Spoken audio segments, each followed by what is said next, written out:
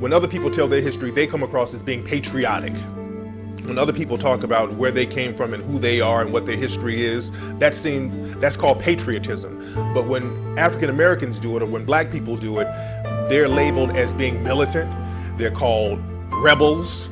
They're called Afrocentric. So that's the big difference. Our history, for some reason, it becomes offensive to people.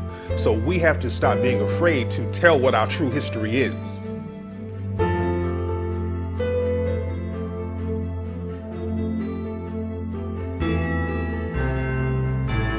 The studies will show that the dominant population here in America especially, and in Europe, have wanted to claim everything for themselves.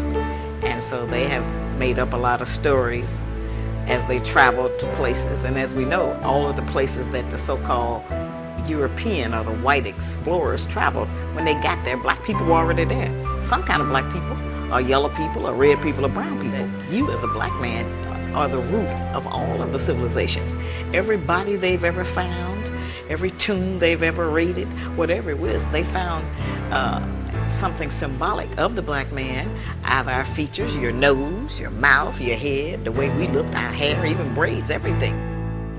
The makeup of a human being's self-esteem, self-image, and self-concept is not only based upon one's family history, but it's also based upon one's racial history. So when you look at the self-esteem of black people and black children, you can rest assured that at least 50% of how high or how low it is contingent upon positive information that they know or don't know about who they have been in racial history. And over the last, I would say, 1,000 years, there has been a protracted effort and an ongoing effort by those in power, the European powers especially, to make sure that what we have done as an indigenous, or what we call autochthonous peoples, Earth's autochthonous peoples, is erased irrevocably from the minds of all our people. Only a people who haven't learned how to respect themselves will let someone suggest themselves that they forget about their history. If you know yourself, there's no way that anybody could ever do the things to you, or would you do the things to you and yours that we find ourselves doing. So that, and in many ways, I don't really think it's hidden. It's there. It's just that they're not allowing us to understand.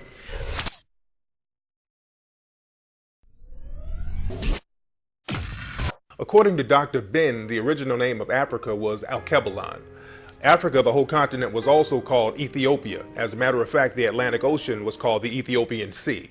So there were several different names. Africa was really described by different tribes. It wasn't a whole monolithic society, but eventually they named Africa after a European.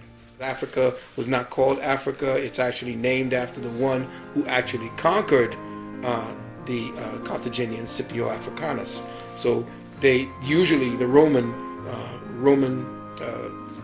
types of system is that the conquering general gets to name the region he conquered. He gets his name to be placed on that region. So Scipio Africanus is they named a certain terrain after him. So everybody just said, well, let's call it Africa or Africanus. But if you look to Dr. Ben's work, you'll find that it was called Kush, and you'll find it was called Alkebulan.